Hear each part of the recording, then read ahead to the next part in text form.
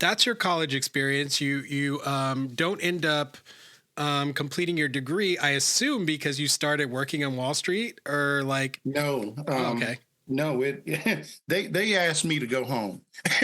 They were like, you They gotta said, go, you know you what, gotta go this is somewhere. You not can't really stay working here. out for either of us. Could you just, good luck. But no, seriously, I was still, half-hearted effort. I just didn't really ever see the, I don't want to say the sense in it. I wasn't opposed to learning per se, but I did not really see the pathway of going through all of this. And at the end of it, I don't know, there's a job or something. I was majoring in journalism, believe it or not. And, this is before the digital age. So if you want to be a cameraman, somebody had to die, you know, because there was like one cameraman. And so it wasn't, I mean, so, one of the good things, I suppose, about just the democratization of digital, digital technology sort of democratized the ability for us to do this. This right here, you'd be on TV doing it, and you'd have to know somebody. It just wasn't available for us to have this kind of conversation just because we want to. Right. Yeah. I talk about it all the time. The So technological yeah, advances. I was just making a half-hearted effort, really working more than I was going to school, and then my parents got divorced, so I came home. Me and a couple of my brothers, our mom, we all lived together, and how I got on Wall Street is, well, how I got in finance happened like this, and this probably happens for white people all the time, and you'll understand. So my next door neighbor was a white guy, white family, young family. Um, my feeling is that we may have been the first Black people that they got to know. I would say, they just had like their first or second child. Um, and so I'm going to say they were probably in their maybe 30s, early 30s. And, they took to my mom, and they would come over, we'd go over, and, we got to know each other real well. So I'm sitting up watching um, the NCAA is like March Madness. Me and this guy are sitting up drinking beer, watching basketball. And he asked me, well, what do you do? Well, at the time, I had started working for a company that was, I guess I would describe it as sort of a forerunner to like a call center today. They, what they did was, we would call businesses, and it was a publishing company. So Okay. like you go to a convention and they have the program book with all the ads in it. Well, they would hire this company to, sell the ads and fill up these books or whatever. So, I was making a little bit of money. Um, I think, kind of a natural salesperson. And so I'm telling this guy what I do, and I'm thinking, he should be impressed. And he started laughing at me. He said, "Man, if you're doing that shit, you need to come work where I'm working." And I'm like, "Well, okay, what do you do?" And he tells me about it. And so, I don't know, a few days later, and it's weird. He saw something that I didn't see because he stayed on me. Because I was like, "I'm good right here where I am." He's like, "No, come down and I'm going to show you." And so I go downtown to his office, and I'd never really seen anything like this before. And they were small, but they're these old white guys, and they're sitting behind what I now know is a trading desk. And uh, I'm like, yeah, this is interesting, but still, I'm not really thinking I want to do this. And he basically like browbeat me into giving it a shot. The next thing I knew, he had set me up with an interview with a cat that he knew at a firm that was like a startup. And at the time, this is when finance was really starting to sort of take off. um, in terms of becoming a big part of the economy. Financial services now, we've basically commoditized everything, you know? Um, and so I hit it, I guess, right at that moment when things were really getting ready to take off. And so when the securities business, you have to take exams depending on what it is. You have to get licenses, and so I would leave my ad selling job at 5 o'clock or whatever, and they had a class that this same guy who had interviewed me was basically tutoring, and so it was probably 30 guys, no women, all white guys except me and another guy who I actually knew from college, uh, and we were the only two black guys in this class, um, and I was smarter than him. So what ended up happening is we'd sit through this class and then we'd go to his place and I would walk him through everything, which was really me teaching myself. Okay. And so um, at that time it was, you had to know all these, like yield to maturity and interest rate related stuff. And you had to be able to do it longhand. You couldn't use a computer. So he was like my practice dummy in a sense.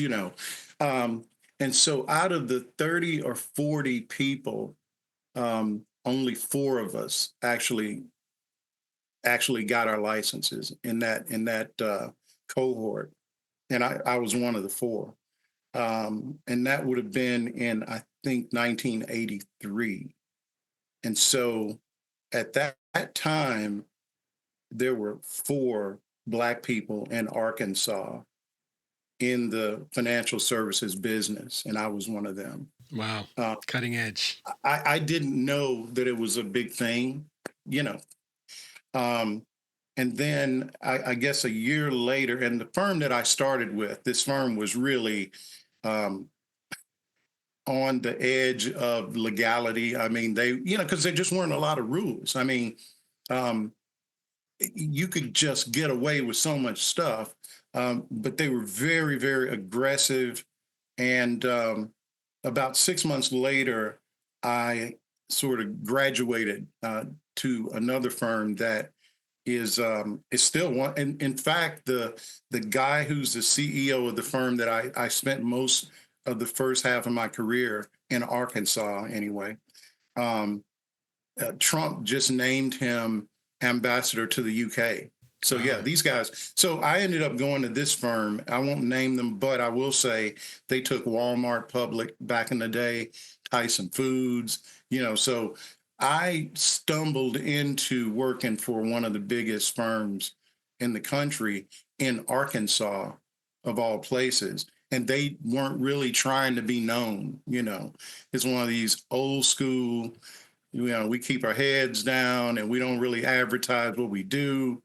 And so here my Black self is in the middle of this. And I'll tell you something, man. I know I'm really kind of going on here about it, but it took them, I'm going to say, a few months to decide to hire me. I was so full of hubris, confidence, whatever. I didn't even realize it was a thing for them to hire me. They had never hired a Black security salesman, but I was good and I had the numbers. So they were like, but nobody wanted to be the guy to pull the trigger. And so I kept getting called back in for interviews with different people. And finally, the guy who was the head of the department that I ended up in was a former governor. Bill Clinton had just defeated him. And so, ex-governor, you can get a job. He didn't even know what he was doing, but he was a good guy. And he hired me. And it was sort of like, when I met with him, it was like, why haven't anybody hired you? What's going on? Why are they sending? Well, it was because nobody wanted to be the guy to hire the Black guy. And did you know And that at the time? Did you oh realize that no, was the reason? I didn't find this out until I worked there 10 years. And so over time, you become part of the family, and these different things come out. For example, they have a secretarial pool, right? And I don't know, you got 20, 25 salesmen, right? And you're divided up. So you got maybe six secretaries, and each one of them covers, and this is, typing letters, doing whatever, answering the phone for you, and so forth. Part of the problem was none of the saleswomen wanted to work for me. I mean, again, I didn't, and one of the women was Black. And she didn't want to work for me because none of the other women wanted to. And she was like, well, why I got to take it? Okay. And they gave her a raise so that she would go ahead and be my assistant. Wow. Wow. I didn't find this out. I found it out from her. I mean, but it was years later after I'd been there for a minute. And that's where, to their credit, they hired me. And once I was hired, I never felt, I'm not going to say there was no racism, but it wasn't overt. Like, no one tried to interfere with me being able to do business until I really started making some money. And I'm not sure that wasn't so much of a Black thing as it was, do we really want guys in that department making that kind of money? You know what? I'm going to take that. I'm going to withdraw that statement, because I was like, it was actually an occasion. I don't know all that. There was actually an occasion, now that I'm thinking about it, where, so, I think I mentioned to you, I'm writing a memoir, and there was an occasion where I was a really good salesperson, and I was covering what were at the time the biggest, giant pension funds and so forth, because I don't know why no one had ever approached these guys. And I just was, again, man, just had enough swagger that I was like, let me call the state of California, let me call Cargill, let me call, and I just would just go for it, right? And so there was a situation where I placed the bulk of a very large underwriting that we were doing. And it was, buy your mama a house kind of money. Okay. And it sort of, it got sabotaged by them. It was, and there again, after the fact, there was a conversation like, what do we think about Marlon making that kind of money? And as it was told to me, someone made the comment, if he makes that kind of money, he's probably going to stop working as hard. He might get lazy. Yeah. And it was so, it turned out so badly for me. That is when I knew, okay, it's time for me to move on. Because how many chances do I have to make $1 million and get it snatched away from me? I can't believe they took that money out of your pocket. I mean, I can't believe it, but I'm just, you know what? Ugh. It was so blatant that the banker in charge of the deal gave me 50 grand. He was like, dude, you can't walk away here with nothing, or walk away from this with nothing. And that was like, cold comfort. Yeah. That's like a slap in the face. Dude, it was like, when this all sort of transpired, I was just driving around Little Rock, like, just not suicidal, but probably as close as I've ever been to, like, just saying, okay, what, if something like this can happen, I've experienced that exact feeling. I'll tell you my story after you're done. I mean, folks were calling me that really weren't even my friends, and they were like, man, you okay? Because, it went around the firm because everybody knew that I had really hit a lick, to use the lingo, And um, cats used to call me Mr. October because, like Reggie Jackson. Okay. Ah, So, okay, okay, gotcha. because I had just sort of a little knack of just coming up with like a really outlandish sale out of nowhere. Right. Um, and I think there was probably some envy, but, not so much because I was black, just among guys that are salespeople, we all hate each other.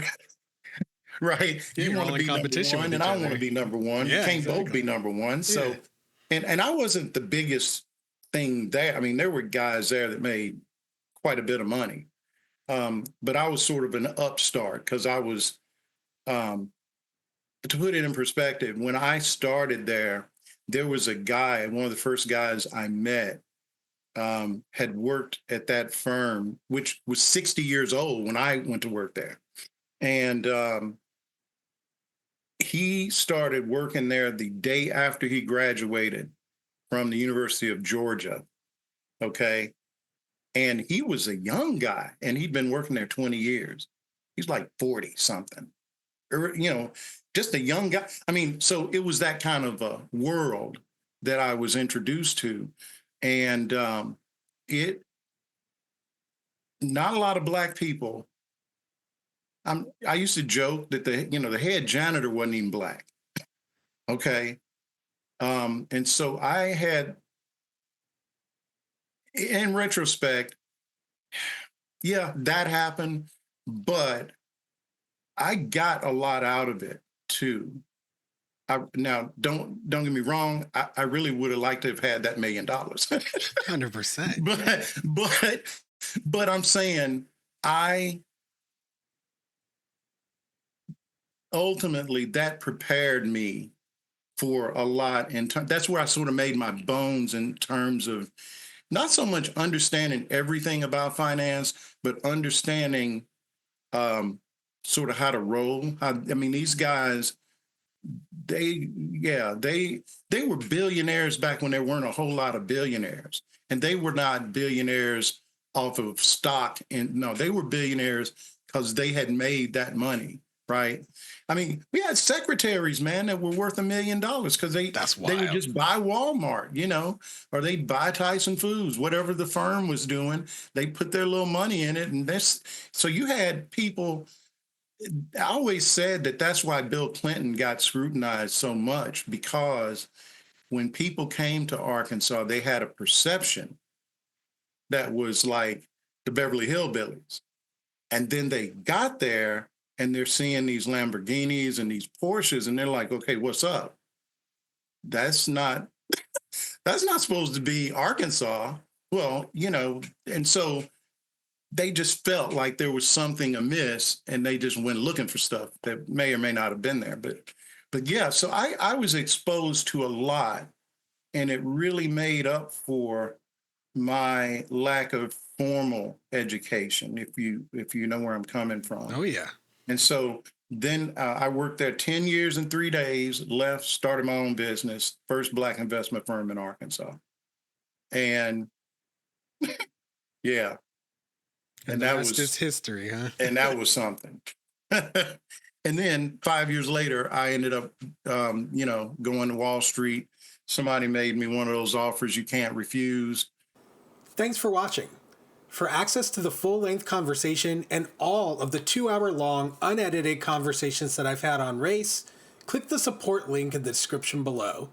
Thanks for your support, and see you next time.